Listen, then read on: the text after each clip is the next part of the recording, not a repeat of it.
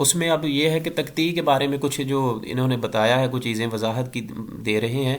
اور تقطیع میں لفظ کا اعتبار ہوتا ہے، خط اور لکھائی کا نہیں. یعنی تقطیع میں ان حروف کا اعتبار کیا جاتا ہے جو پڑھے جاتے ہیں اگرچہ لکھنے میں نہ آئیں. اب تقطیع میں دیکھیں، مثلا آپ کے پاس ایک لفظ ہے کالامن، تو ہمارے ہاں لکھنے میں جب آپ لکھیں گے تو کالامن کو کاف لام اور میم کے اوپر جو ہے وہ دو نقطے لکھ دیں گے، دو جو تنوین ہے اس کی وہ لکھ دیں گے، تو یہ لفظ بن جائے گا کالامن. لیکن علم العروض میں ایسا نہیں ہوتا. جب آپ اس کا تقطیع کریں گے تو اس میں پھر کالامن کو، اس میں جو تنوین ہے آواز میں نون ساکن آ رہا ہے، کالامن جو گنہ ہو رہا ہے نا لاسٹ پہ نون ساکن، تو اس کو وہ الگ سے لکھیں گے. مثلا کاف لام میم اور نون، تنوین کو وہ نون میں بدل دیں گے تو وہ جو 3 حرف تھے وہ 4 بن جائیں گے. تو تقطیع میں ایسے ہوتا ہے کہ جو لفظ آپ بول رہے ہیں وہ اس کا اعتبار کرتے ہیں کہ کتنے لفظ آپ بول رہے ہیں. کالا من تو این پہ نون کی آواز ہے، وہ نون کو بھی لکھ دیں گے، تنوین کو 2 پیشوں کو ختم کر دیں گے. یہ اصل میں بتا رہے ہیں. اور یہ کہ تقطیع میں لفظ کا اعتبار ہوتا ہے، خط اور لکھائی کا نہیں. یعنی تقطیع میں ان حروف کا اعتبار کیا جاتا ہے جو پڑھے جاتے ہیں اگرچہ لکھنے میں نہ آئیں. جب ہم پڑھتے ہیں کالا من تو نون پڑھنے میں آیا، اس لیے وہ نون کو لکھ دیں گے، اس کی تنوین ختم کر دیں گے. 3 حرف سے یہ سمجھ لیں کہ 4 حرف ہی ہو جائے گا. اس کے بعد ہے اور کھڑے زبر سے جو الف اور کھڑی زیر سے جو یا اور الٹے پیش سے جو واو پیدا ہوتے ہیں ان کو بھی مستقل حرف شمار کیا جائے گا اور وزن تقطیع میں ان کا اعتبار کیا جائے گا. مثلا کھڑے زبر سے جو الف کی آواز ہوتی ہے، جیسے با زبر الف با، تو جو اس میں آواز آ رہی ہے اس میں وہ الف کو ایڈ کریں گے. اسی طرح واو کو بو میں اب واو کی آواز جو آ رہی ہے اس کو بھی وہ ایڈ کریں گے. حرف مشدد 2 حروف ہوتے ہیں، پہلا حرف ساکن اور دوسرا متحرک، اس لیے تقطیع میں 2 حرف شمار کیے جائیں گے. حرف مشدد مثلا آپ کے پاس ہے ایک سدہ لفظ ہے، سدہ معنی کہ روکنا، سین اور دال پہ زبر تشدید آ جائے گی، سدہ دال زبردہ، تو سدہ بن گیا. جب آپ علم العروض میں جائیں گے تو پھر اس کو سدہ ایسے نہیں لکھیں گے، بلکہ اس کو سدہ، دونوں دال کو الگ کر دیں گے، تشدید کو ختم کر دیں گے آپ. تو پہلا جو ہے ساکن ہو جائے گا اور دوسرا جو ہے وہ متحرک ہوگا. دونوں کو، یہ ایک اصول ہے اس میں تقطیع کا کہ تقطیع آپ کیسے کریں گے. جیسے یہ مثلا اگزامپل جو ہے وہ آسان ہے کہ جیسے دوسرا یہ سدہ، تو سدہ کو وہ سد دا بنا دیں گے، 2 دال ہے شادت جمع ہو جاتی ہیں 2، تو اس کو الگ الگ کر دیں گے. پہلے پہ یہ ہوگا کہ پہلا ساکن ہوگا اور دوسری دال جو ہوگی وہ متحرک ہوگی. اس کے بعد تقطیع میں جو چیز، اگر کسی حرف پر تنوین ہے تو وہ لکھنے میں تو 1 حرف ہوگا لیکن پڑھنے میں 2 حروف ہوتے ہیں، پہلا متحرک اور دوسرا ساکن، اس لیے تنوین کو 2 حروف شمار کیا جائے گا، جیسے کہ کالامن. اب یہ اگزامپل جو میں نے اوپر بیان کی تھی وہ بتا رہے ہیں کہ پہلا کہ تنوین کو 2 حروف شمار کیا جائے گا، جیسے کالامن کی میم میں تنوین ہے، گویا کہ اس کے آخری حرف میں ایک نون بھی ہے، اور تقطیع میں وہ کالامن کاف لام میم نون ہو جائے گا. کہ کالامن بولنے میں نون آ رہا ہے تو وہ لکھنے والے حروف کا اعتبار نہیں کرتے، عروض میں جو حروف بولے جا رہے ہیں ان کا اعتبار ہوتا ہے. تو اس لیے کہتے ہیں کہ یہ کالامن کا لفظ جب علم العروض میں آئے گا، اس کی آپ تقطیع کریں گے تو پھر یہ کالامن سے کالامن تنوین ختم ہو جائے گی اور اس کے اینڈ پہ نون کا اضافہ ہو جائے گا.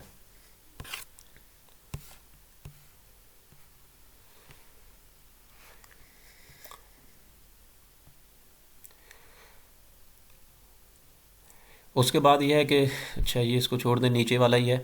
اور جو حروف لکھنے کے باوجود پڑھنے میں نہیں آتے، تقطیع میں ان حروف کا بالکل اعتبار نہیں ہوگا، جیسے الف اور لام تعریف وغیرہ. جو حروف لکھنے کے باوجود پڑھنے میں نہیں آتے، مثلا اب لکھے تو جاتے ہیں پڑھے نہیں جاتے، مثلا حروف شمسیہ جیسے الشمس، تو الشمس میں لام جو ہے یا الف وہ لکھنے میں نہیں آ رہا، تو اس کو کیا کریں گے، جو لکھنے میں سوری آ رہا ہے لیکن بولنے میں نہیں آ رہا، تو الشمس ہم پڑھتے ہیں، اس کو لام کو حذف کر دیتے ہیں. تو اس طرح یہ بتا رہے ہیں کہ جو حروف لکھنے کے باوجود پڑھنے میں نہیں آتے، اب وہ لام نہیں پڑھا گیا تو اس لیے وہ اس کو لکھیں گے نہیں، اس کو ختم کر دیں گے. تو تقدیر میں ان حروف کا بالکل اعتبار نہیں ہوگا، جیسے الف اور لام تعریف وغیرہ، وہی لام تعریف الشمس. تو لام اگر پڑھنے میں نہیں آ رہا، بولنے میں نہیں آ رہا، تو اس کو وہ لکھیں گے نہیں، اس کا تعلق ہی نہیں ہے. یہ تقدیر میں ایک یہ چیز مد نظر رکھی جاتی ہے. تقدیر میں لفظ کو ٹکڑے ٹکڑے کر دیا جاتا ہے، خواہ وہ محمل ہو جائے، تقدیر میں اس سے کوئی اثر نہیں پڑتا. کہ جب بھی آپ تقدیر کریں گے، آپ کے پاس مثلا کوئی ایک کلمہ ہے مکمل، کوئی بھی کلمہ ہے، مثلا الشعراء ایک کلمہ ہے، تو جب یہ تقدیر کریں گے، یہ اس پہ اپنے وزن پہ لے کے جائیں گے، تو الشعراء کو یہ اس کا لام حذف کر دیں گے. شعراء کو جو ہے وہ اگر شین آگے جا رہا ہے، عین پیچھے دوسری سائیڈ پہ آ رہا ہے دوسری تقدیر میں، تو اس کا کوئی چیز نہیں. وہ کہتے ہیں کہ الشعراء دیکھنے میں تو کلمہ جو ہے وہ غلط ہو گیا کہ شین کسی جگہ پہ ہے پہلے میں چلا گیا، عین دوسرے میں آ گیا، تو اس طرح دیکھنے پہ تو کلمہ جو ہے وہ غلط ہو جائے گا. لیکن کہتے ہیں ایسے نہیں ہوتا، تقدیر میں لفظ کو ٹکڑے ٹکڑے کر دیا جاتا ہے، خواہ وہ محمل ہو جائے جہاں تقدیر میں اس سے کوئی اثر نہیں پڑتا. سر جیسے نشورا ہو تو مطلب کہ نون اور شین وہ اکٹھا کر دیں گے، الف لام کی تو کوئی ویلیو نہیں ہوگی اس کی، اور ارا علیحدہ کر دیں گے، جی، عین کو وہ مطلب را ارا. کو الگ لے جائیں گے، دوسری تقدیر میں آ جائے گا وہ. اس کو جی کرتے سر. ہیں جی. یہ ساری چیزیں آ رہی ہیں، صرف اس کو اردو میں اس لیے کروا رہا ہوں کہ جو مثلا ابھی نیو کمر ہیں یا جنہوں نے پہلے نہیں کیا ہوا، فرسٹ ٹائم کر رہے ہیں، تو یہ چیزیں ایک دفعہ آسان ہو جائیں. اس کو سارا لینتھ ہی نہیں کریں گے انشاءاللہ. اس کا 100 150 جو ہے تقریباً وہ 100 کے قریب 80 100 کے قریب انشاءاللہ اس کے امپورٹنٹ ایم سی کیوز کر لیں گے جو بنیادی اور بیسک ہے، تاکہ ہمارا پیپر بھی کلیئر ہو جائے اور ہم اس کو سمجھ بھی جائیں کافی حد تک. مشکل بھی ہے اس میں چیزیں جو ہیں جو فرسٹ ٹائم کر رہے ہیں. خلاصہ کلام سن لیں اب کہ تقدیر کا جو کہتے ہیں کہ خلاصہ یہ ہے کہ تقدیر میں لفظ کا اعتبار ہے، خط کا اعتبار نہیں ہے، کیونکہ لفظ کتابت پر مقدم ہے اور کتابت لفظ کی تصویر ہے، اور تصویر کا وجود اصل کے بعد ہوتا ہے. باقی وہ دوسری چیزیں ہیں ساری کہ سبب وتد، فاصلہ صغرا، فاصلہ کبرا، اور یہ چیزیں جو ہے یہ بعد میں ہم کریں گے کہ سبب ثقیل کیا ہے، سبب خفیف کیا ہے، وتد مفروق، وتد مجرور، یہ بعد میں آئیں گی چیزیں. بہرحال اس میں جو ہم نے چیزیں جانی ہیں وہ آج میں وہ یہ ہے کہ سب سے پہلے ہم نے اس میں یہ چیز ڈسکس کی ہے کہ حروف تقطیع وہ ٹوٹل 10 ہیں، اور ان کا جو مجموعہ ہے وہ لامعت سیوفنا، یہ 10 حروف ہیں. انہی میں ہی کوئی بھی باہر جو ہے، کسی بھی باہر کا وزن جو ہے وہ اسی پیٹرن پہ آئے گا، انہی حروف سے مل کر بنے گا، اس میں کوئی اور دیگر حروف شامل نہیں ہوں گے. تو ٹوٹل یہ 10 ہیں لامعت سیوفنا. اس کے بعد تقطیع کا لغوی معنی ہم نے جانا کہ تقطیع کا معنی ہوتا ہے کسی چیز کو کاٹنا، اور اصطلاح میں شعر کے ٹکڑے ٹکڑے کرنا، تاکہ وہ جو شعر ہے وہ ان باہر پر مکمل آ جائے، جو بھی باہر جس بحر میں وہ لکھا ہوا ہے اس کے مطابق ہو جائے. اور تیسری چیز اس میں یہ تھی کہ تقطیع میں لفظ کا اعتبار کریں گے جو بولا جا رہا ہے، بولنے کا اعتبار ہوگا، اور لکھے جانے والے جو ہیں اس کا اعتبار نہیں ہوگا. اور اسی طرح جو حروف کہتے ہیں کہ لکھے تو جاتے ہیں، پڑھے نہیں جاتے، بولنے میں نہیں آتے، تو ان حروف کو حذف کر دیں گے، کیوں وہ بولنے میں نہیں آ رہے. تو عروض میں کام ہی سارا بولنے کا ہے، تو جو بولنے میں آئیں گے وہ لکھیں گے، جو بولنے میں نہیں آ رہے پہلے سے لکھے جا رہے ہیں ان کو وہ حذف کر دیں گے، وہ اس کو موضوع بحث نہیں بنائیں گے اس کو. ہاں، اور اس کا جو چوتھا جو اس میں تھا چیز وہ یہ تھی کہ اگر کسی جگہ پہ 2 مشدد حروف آ جائیں گے، تشدید والا حرف آ جائے گا، تو پھر اس کو وہ الگ الگ کر دیں گے. پہلا جو ہے وہ ساکن ہو جائے گا، دوسرا متحرک ہو جائے گا.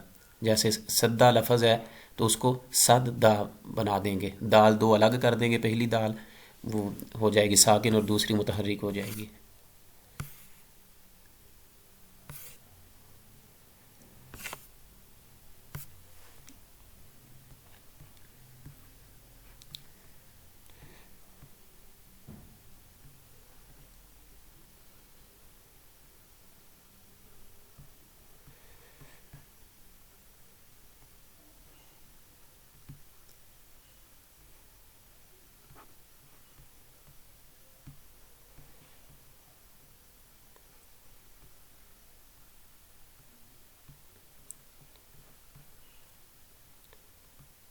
ٹھیک ہے اوپن ہے.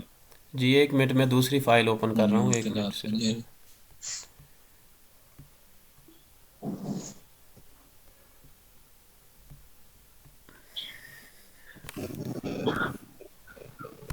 جی سر یہ دیکھیں. ہمیں آپ جی کر جی دیں گے ایم سر سی جو کیوز کی. آپ پڑھا جی وہ سر جو آپ نے جو تکتی کے بارے میں پڑھایا سر وہ سینڈ نہیں کیا، ہمیں سینڈ کر دیں گے.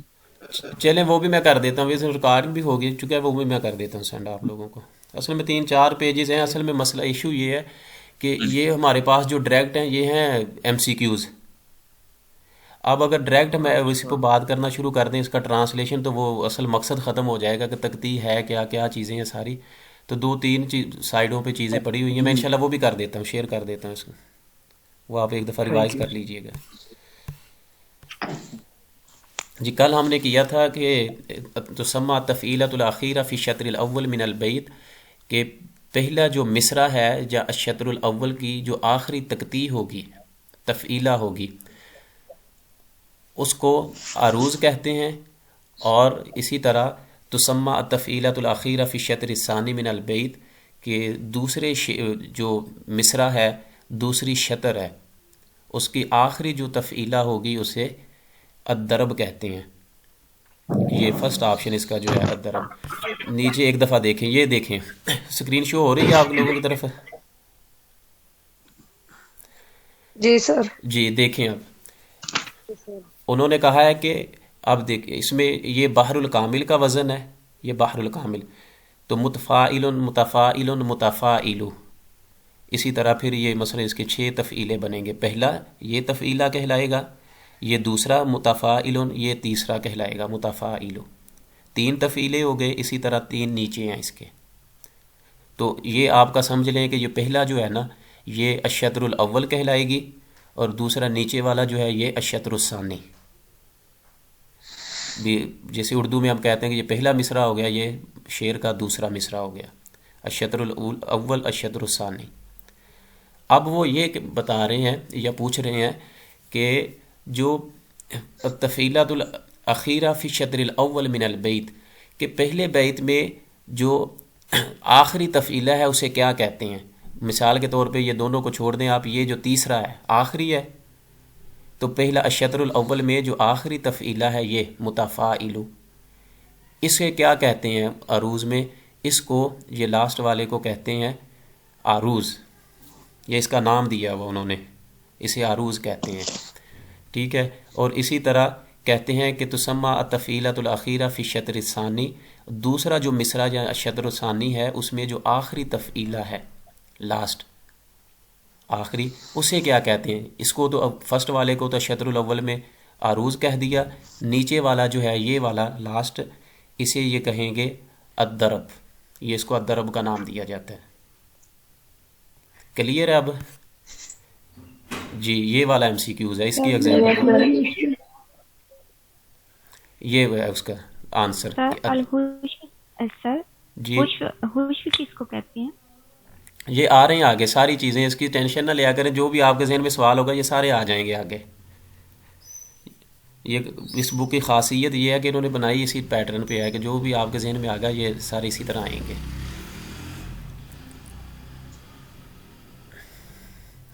اس کے بعد دیکھیں تسمى التفعیلات سوا الضرب والعروض فی الشطرین من البیت.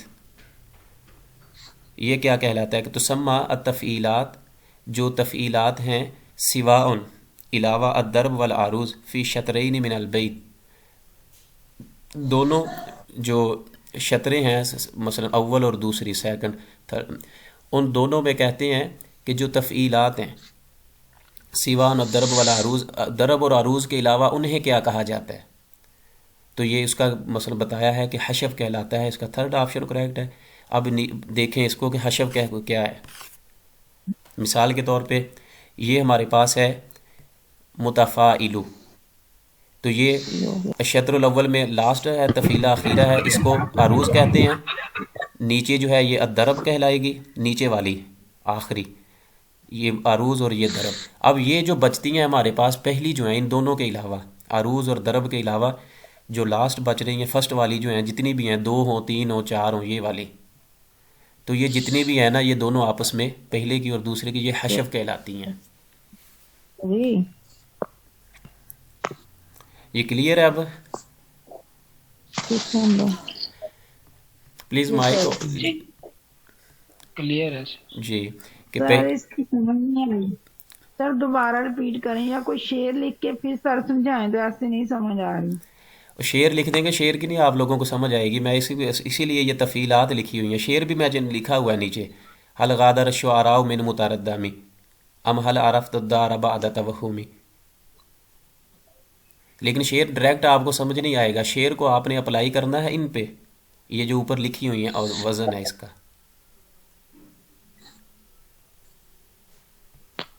پہلے ان چیزوں کو سمجھیں گے تو پھر آپ کو جو ہے وہ شعر جو ہے وہ سمجھ میں آئے گا. ان پہ بات کریں گے. آپ نے تو ہمیں وہ پڑھایا تفصیلہ اور دوسرا یہ عروض اور ضرب تو پڑھایا ہی نہیں ہے. ضرب جو آپ کہہ رہے ہیں کہ یہ اس کا پہلا شعر ہے یا میں وہی چیزیں بتا رہے ہیں. اس کو دیکھیں ریکارڈنگ ہو رہی ہے، اس کو جب سنیں گے آپ لوگ تو کلیئر ہو جائیں گی چیزیں. پہلے اردو میں ایک دفعہ سمجھ لیں. یہ فرسٹ ٹائم اسی لیے مشکل تھا، تو اسی لیے میں اس کو ابھی جو ہے ایڈ نہیں کر رہا تھا کہ پک نہیں کریں گے. مشکل ہے یہ چیزیں. تھوڑا سا سمجھ لیں انشاءاللہ آسانی ہو جائے گی. تھوڑا سا بار بار جب اس کو پڑھیں گے سنیں گے، کوئی امپورٹنٹ ہے چیزیں اب ہیں. ان کی تعداد 10 ہے. اور یہ دیکھیں اوپر میں نے لکھا ہوا ہے کہ پی پی ایس سی 2019 کے پیپر میں یہ پوچھا گیا ہے. پی پی ایس سی میں یہ والا ایم سی کیوز.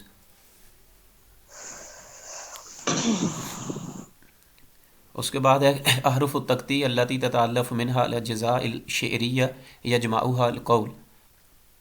کہ احرف التقطیع جو ہیں التي تتالف منها الاجزاء الشعر العشرہ، کہ جو اس کے اجزاء ہیں وہ 10 ہیں. یجمعها القول، ان کو ایک قول میں جمع کر دیا گیا ہے. کس قول میں؟ لامعت سیوفنا برکت سیوفنا، یا کہ اوپر جو ہیں اسیافنا لامیہ سیوفنا باریکا. لامعت سیوفنا. جی تو 10 جو ہیں اس کو اس قول میں جمع کر دیا گیا ہے، ان حروف کو جو 10 ہیں ٹوٹل. لامات سیوفنا، تلواریں جو ہیں وہ چمکدار ہوئی ہیں. نیکسٹ ہے کہ الکتابۃ العروضیہ ہی طریقۃ لمعرفۃ الوزن الشعری وتقوم علی کتابۃ البیت. الکتابۃ العروضیہ، جو عروض میں آپ کتابت کریں گے لکھیں گے. ہی طریقۃ، یہ ایک طریقہ ہے، پیٹرن ہے. لمعرفۃ الوزن الشعری، شعر کے وزن کو جاننے کا ایک طریقہ ہے. وتقوم علی کتابۃ البیت، جو کتابت ہے اشعار کی وہ کس کے ساتھ کھڑی ہے، کیا اس کا پیٹرن، کیا منہج کیا ہوگا، میتھڈ کیا ہوگا کہ جس طریقے سے ہم اس کو یہ کتابت کریں گے عروض کی. کتابت الصوتیہ، کتابت حرفیہ، کتابت الحرکات کلھا صحیح. تو کیا پیٹرن ہوگا کہ کیا ہم الفاظ کو دیکھیں گے اس کے مطابق کریں گے کہ یا آواز کو دیکھیں گے؟ سر جیسے آپ نے بتایا آواز دیکھیں گے. کلامون کا آپ نے بتایا تھا. جی تو اس میں اسی دیکھیں گے. فرسٹ آپشن یہ کریکٹ ہے کہ کتابت الصوتیہ، کہ جو آواز دیکھیں گے کہ اس میں لفظ کیسے پرناؤنس ہو رہا ہے، تو آواز کے مطابق کتابت کریں گے. تو صوتیہ کتابت ہوگی کہ جو آپ نے پرناؤنس کیا، جیسے کالا من کیا تو وہ کالا من کو میم کے ساتھ نہیں بلکہ نون کے ساتھ لاسٹ پہ نون لے کے آئیں گے. الشمس لام بولنے میں نہیں آیا، اس کو وہ حذف کر دیں گے. تو بولنے پہ اس کا جو جتنا بھی عمل ہے، یہ طریقہ جو ہے یہ کتابت الصوتیہ، آواز کی جو کتابت ہے، رائٹنگ ہے، وہ کریں گے. دوسری کتابت الحرکات یا کتابت الحرفیہ نہیں ہوگی. تو فرسٹ آپشن اس میں جو ہے یہ کریکٹ ہوگا کہ الکتابت العروضیہ ہی طریقۃ لمعرفۃ الوزن الشعری وتقوم علی کتابۃ البیت ہی کتابت الصوتیہ. تو فرسٹ آپشن یہ کریکٹ ہوگا. نیکسٹ ہے کہ مقابلۃ المتحرک بالمتحرک والساکن بالساکن مع قطع النظر عن خصوص الحرکہ والحرف ہی من قواعد. کہتے ہیں مقابلۃ المتحرک بالمتحرک، متحرک کے سامنے جو ہے اس کے مقابل متحرک لے کے آنا، والساکن بالساکن، اور ساکن کے جو سامنے وہ ساکن لے کے آنا، ما قطع نظر، اور اس سے درگزر کرنا قطع نظر کہ ان خصوص الحرکہ والحرف، کہ حرف اور حرکت کی جو خصوصیات ہیں وہ کیا ہیں. ہی من قواعد، یہ قواعد ہیں، التقطیع کے، تجزیع کے، تفعیلیہ کے، یا کس کے، تو یہ فرسٹ آپشن یہ کریکٹ ہوگا کہ تقطیع کے، کہ جب بھی آپ تقطیع کریں گے تو آپ یہ دیکھیں گے کہ متحرک کے سامنے متحرک آئے، ساکن کے سامنے جو ساکن ہے، تو یہ چیزیں مد نظر رکھیں گے، اس کے قطع نظر اس کے کہ اس کی خصوصیات کیا ہیں. وہی باتیں ہیں کہ مثلا آپ اس کی جو ہے نہیں جائیں گے ڈیپتھ میں، گہرائی میں، کہ یہ کلمہ جو ہے یہ مذکر بن رہا ہے، مؤنث بن رہا ہے، یہ کیا ہے، اس کو ہم الگ الگ ٹکڑے نہیں کریں گے. تو ان چیزوں کے قطع نظر آپ دیکھیں گے. آپ کے پاس جو پیٹرن ہے، نیچے ایک دفعہ ایک ایگزامپل دیکھیں، اس کے بعد اس کی طرف آتے ہیں. یہ دیکھیں، یہ لکھا ہوا ہے شعر کہ حل غادر الشعراء من متردمی، یہ فرسٹ میں نے اس کا شطر الاول لکھی ہے. تو اب حل جو اس کا جو وزن ہے، یہ دیکھیں متفاعل ہے، پہلا تفعیلہ، تو ہم نے اس حل غادر الشعراء کو پہلے پہ لے کے جانا ہے، اس پہ متفاعل متفاعل متفاعل، اس وزن پہ ہم نے اس شعر کو لے کے جانا ہے، ہم نے اس کی تقطیع کرنی ہے، اس کا وزن نکالنا ہے. اب تو کہتے ہیں کہ متحرک کے سامنے متحرک آئے گا، ساکن کے سامنے ساکن آئے گا، اور یہ نہیں دیکھا جائے گا کہ زبر ہے، زیر ہے، کیا ہے. اب یہ دیکھیں کہ متفاعل میم پہ پیش ہے، متحرک ہے، تو ادھر بھی حل جو ہے یہ متحرک ہے. اس کے بعد تا جو ہے یہ اس میں مت ساکن ہے، تو لام بھی ساکن ہے. ٹھیک ہے، سر مت تو نہیں ہوتا، متفاعل نہیں ہوتا ہے، متفاعل تاء کے اوپر زبر جی اس میں آئے گا متفاعل، متحرک ہے دونوں میں، میم بھی متحرک ہے، اس میں حل بھی جو ہے وہ ہاں وہ بھی متحرک ہے. لام جو ہے یہ ساکن ہے، اسی طرح لام بھی. لیکن سر جی اس میں تا بھی متحرک نہیں ہے، متفاعلون ہوتا ہے، یہ وتد ہے پہلے والا.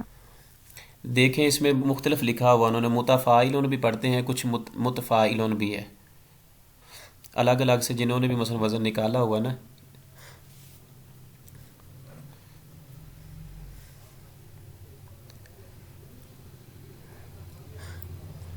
اس کے بعد تو فا پہ زبر ہے، متحرک ہے، اسی طرح فا جو ادھر بھی یہ غین ہے، یہ بھی متحرک ہے. تو یہ چیز اصل میں بتا رہے ہیں، اس میں جو بات کی جا رہی ہے کہ کتاب اس میں کہ مقابلۃ المتحرک بالمتحرک والساکن بالساکن، کہ اس کے مقابل جو ہے متحرک آئے گا، ساکن کے جو ہے وہ ساکن آئے گا. ما قطع النظر، اس کے قطع نظر کے ان خصوص الحرکہ والحرف ہی ہے، کہ اس کی خصوصیات کیا ہیں، حرف کی حرکت کیا ہے، کون سی ہے. تو ہی قواعد، جو قواعد ہیں یہ تقطیع کہلاتے ہیں. فرسٹ آپشن ہی من قواعد تقطیع، کہ یہ جو قواعد ہیں یہ تقطیع میں سے ہیں. یہ فرسٹ آپشن اس کا کریکٹ ہوگا.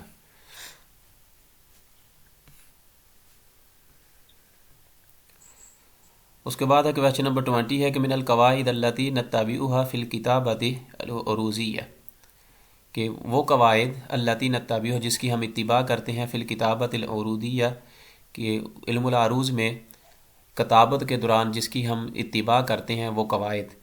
التنوین نکتبہ نونا ساکنہ، الحرف المشدد یتحول الی حرفین ساکن و متحرک، حرف المد یحول الی حرفین متحرک و ساکن، کلھا صحیح. تو اس کا کریکٹ آپشن ہوگا کہ کلھا صحیح. مثلا وہی چیزیں ہیں جو ہم نے پہلے ڈسکس کی ہیں کہ کتابت العروضیہ میں، کہ جب عروض اس کی کتابت کریں گے، التنوین نکتبہ نونا ساکنہ، کہ تنوین جس جگہ آ جائے گی اس کو ہم نون ساکن میں کنورٹ کر دیں گے، تو یہ بھی درست ہے. اور اس الحرف المشدد یتحول الی حرفین ساکن و متحرک، کہ اگر وہ حرف مشدد ہوگا تو پھر کیا ہوگا کہ یتحول اس کو چینج کر دیں گے الی حرفین، دو حروف کی طرف ساکن و متحرک، جیسے بتایا تھا کہ سدا کو سددا. تو یہ بھی درست ہے کہ علم العروض میں مشدد حروف کو دو حروف میں چینج کر دیں گے، بدل دیں گے، یہ پہلا ساکن ہو جائے گا، دوسرا متحرک، یہ بھی درست ہے۔ اور حرف المد جو حروف مدہ ہے جس پر مد آ جائے گی، یتحول الی حرفین، وہ بھی دو حروف میں تبدیل ہو جائے گا، متحرک و ساکن۔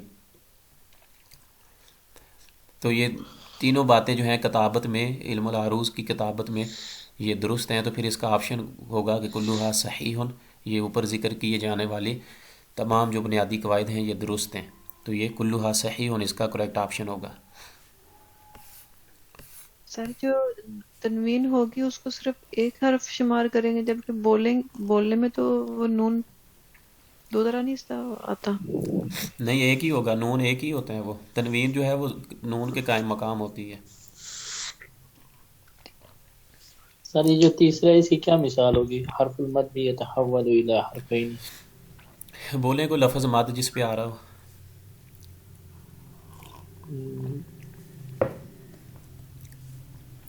با زبر با، نہیں، القرآن ہے نا، جیسے تو قرآن کا جو ہے پہلا حرف تو الف میں مد آ رہا ہے، پہلے کو ساکن، الشمس، لام، نہیں وہ تو الشمس تو وہ اور ہوگی نا ایگزامپل اس میں۔ سر جیسے جو ہے نا الف لام میم ہے نا سر، جی اس کے لام پہ مادہ آ رہا ہے اور لام کو یہ دو ہو جائیں گے سر۔ یہ دو کر دیں گے، جیسے قرآن بھی ہے، قرآن پہ بھی الف جو درمیان میں آ رہا ہے مد ہے نا، اس پہ بھی تو پہلے کو وہ چینج کر دیں قرآن، تو وہ پہلے کو کیا کہہ رہے ہیں کہ پہلا اس میں متحرک ہوگا، دوسرے کو ساکن کر دیں گے، تو اس کی تکتیکیں ہیں۔ من القواعد التي نتبع في الكتاب، من القواعد التي نتبع في الكتابة العروضية، اس کے علاوہ بھی کچھ کتابت کے قواعد ہیں جن کو فالو کرتے ہیں، وہ کون سے ہیں؟ نحذف اللام من الف التعریف اذا جاء بعد حرف الشمس، ٹھیک ہے، الحروف التي نكتب ولا تلفظ نحذفها، تشبه حرکت الحرف الاخیر فی الشطرین، کلها صحیح۔ تو اس میں بھی وہی اگزامپل بیان کی جا رہی ہیں کہ الف تعریف جو ہے اذا جاء بعد حرف شمس، جب کہ حروف شمسی کے بعد آ جائے وہ آ جائے، یا حروف التی تکتب ولا تلفظ نحذفها، کہ جو لکھے تو جاتے ہیں ولا تلفظ، جس کا تلفظ نہیں کیا جاتا وہ بھی حذف کر دیے جاتے ہیں۔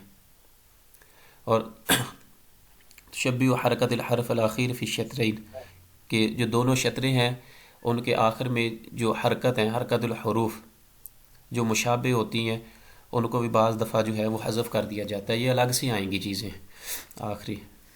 تو اس میں بھی ہے کہ کلھا صحیح، کہ یہ بھی درست قواعد ہیں اس کے۔ سر یہ دوسرے والا تو ہے کہ الف اور لام جو حذف کر دیے جاتے ہیں، اور پہلے والے میں بعد یہ الفاظ جو شمس سے حروف کے بعد آئے ہیں وہ کیسے؟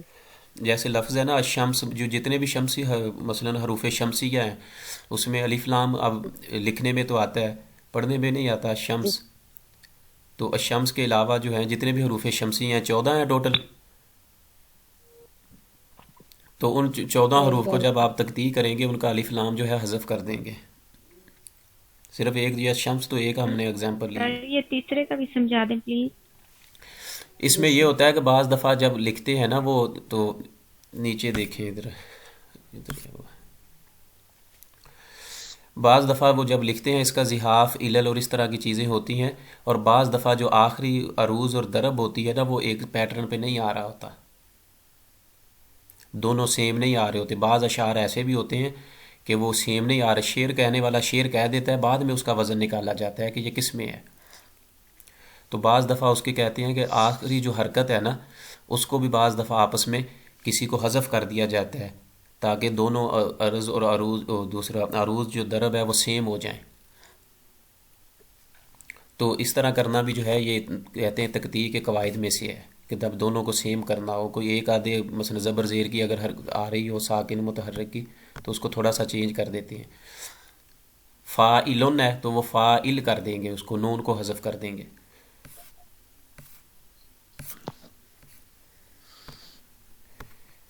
تھینک یو سر، اس کی سمجھ آ گئی۔ دیکھیں یہ تھا آپ لوگوں کا کلیئر ہے، مثلا دوسرے جو تقریباً 20 علم النحو کا ہے ہمارے پاس ٹاپک، جو ایم سی کیوز ابھی رہتے ہیں ہمارے وہ کر رہے تھے، ان میں سے پہلے کچھ چیزیں ہیں لا نفی جنس کا بیان تھا، اس کے ریلیٹڈ جو ہیں وہ 7 کے 8 MCQs ہیں، تو ان کو سمجھنے سے پہلے کچھ چیزیں جو بیسک ہیں بنیادی وہ ان کو سمجھ لیں، پھر اس کے بعد انشاءاللہ جو ہے وہ ایڈ کر لیں گے اس میں علم صرف و نحو کا جو ٹاپک رہتا ہے۔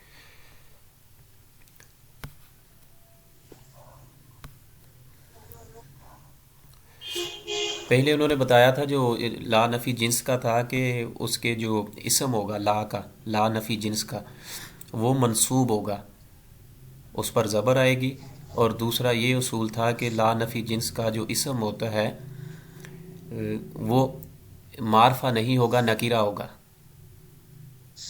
اور تیسرا یہ تھا کہ ان کے درمیان لا کے اور اسم کے درمیان کوئی حرف جر نہ آئے۔ یہ 3 چیزیں اس کے لیے ضروری ہوتی ہیں لا نفی جنس کی، کہ پہلی بات تو یہ ہے کہ جب بھی لا کے بعد حرف آئے گا، نفی اسم آئے گا، تو وہ نکیرہ ہو، معرفہ نہ ہو، اور اسم اور لا کے درمیان حرف جر نہ ہو، پر وہ منصوب ہو۔ تو یہ دیکھیں اب کہتے ہیں کہ لا نفی جنس کا اسم 3 صورتوں میں آتا ہے، یا تو وہ مضاف ہوگا، لا غلام رجل ظریف، تو لا غلام رجل آدمی کا غلام، تو یہ مضاف ہے غلام، اور رجل مضاف الیہ، تو پہلی بات کہتے ہیں کہ 3 صورتوں میں اس کا جو ہے اسم آتا ہے۔ اب یہ تو ہم نے جان لیا کہ لا کے بعد جو اسم آئے گا وہ نکیرہ ہو، معرفہ نہ ہو، حرف جر اس میں نہ ہو، تو لیکن اب بتا رہے ہیں کہ جو بھی اسم آئے گا لا کے بعد اسم ہوگا، یا تو وہ مضاف ہوگا، یہ فرسٹ اس کی جو ہے صورت ہے، پہلی صورت ہے، جیسے اس اگزامپل میں انہوں نے بتایا کہ لا غلام رجل، آدمی کا کوئی بھی غلام جو ہے وہ ظریف نہیں ہے، تو غلام اس جگہ جو ہے یہ مضاف آیا ہے، یا پھر وہ کہتے ہیں کہ مشابہ مضاف، کہ لا راکبن فرسن ذاہبن، تو راکبن یہ مضاف تو ہے، لیکن آگے جو ہے فرسن اس کی مثلا وہ بن رہا ہے دوسری صفت ہے، لیکن اس کو وہ صفت نہیں بلکہ مشابہ مضاف کس طرح ہوگا کہ اگر راکبن ذاہبن، تو راکبن ذاہبن کوئی بھی سوار جانے والا نہیں ہے، تو لیکن یہ نہیں پتا بھی کس پہ جانے والا ہے، وہ گھوڑے پہ جا رہا ہے، کس پہ جا رہا ہے، کس چیز پہ جا رہا ہے، تو اس لیے کہ اس کا جو یہ اس کو پھر ہم کہتے ہیں کہ لا راکبن فرسن، کہ وہ جو جانے والا ہے، سوار ہے، وہ گھوڑے کا سوار جو ہے گھوڑے پر، ذاہبن وہ جانے والا ہے، تو دوسرا اسم کا جو ہوگا اس میں لا نفی جنس کا کہ وہ مشابہ مضاف ہوگا، اور تیسری صورت اس کی یہ ہے کہ مفرد نکرہ ہوگا، کہ مفرد نکرہ سے مراد اس صورت میں یہ مبنی بر علامت نصب ہوتا ہے، یعنی جس اسم کی جو نصب کی علامت ہوتی ہے اس طرح استعمال ہوتا ہے، جیسے لا راجل فی الدار، تو راجولہ جو ہے اس میں اگزامپل میں وہ مفرد استعمال ہو رہا ہے اور ناکرہ بھی ہے، تیسری صورت، یا پھر اس کے علاوہ ہے کہ لا رجالن فی الدار، اب رجالن یہ لفظ ہے یہ بھی الرجال نہیں ہے بلکہ رجالن ہے، لا رجالہ، تو یہ بھی مفرد استعمال ہو رہا ہے اور نکرہ استعمال ہو رہا ہے، معرفہ نہیں ہے، تو 3 اگزامپل ہیں اس کی کہ جب بھی لا نفی جنس کا اسم آئے گا یا تو وہ مضاف ہوگا یا شبہ مضاف ہوگا یا پھر مفرد نکرہ ہوگا۔ یہ چیزیں دیکھ لیں، یہ نوٹس آپ کے پاس آ چکے ہوں گے، یہ تو کل انشاءاللہ جو ہے یا پرسوں اس کو ایڈ کرتے ہیں تاکہ اس میں جو اگزامپل لکھی ہوئی ہیں بکس میں وہ سمجھنے میں آسانی ہو۔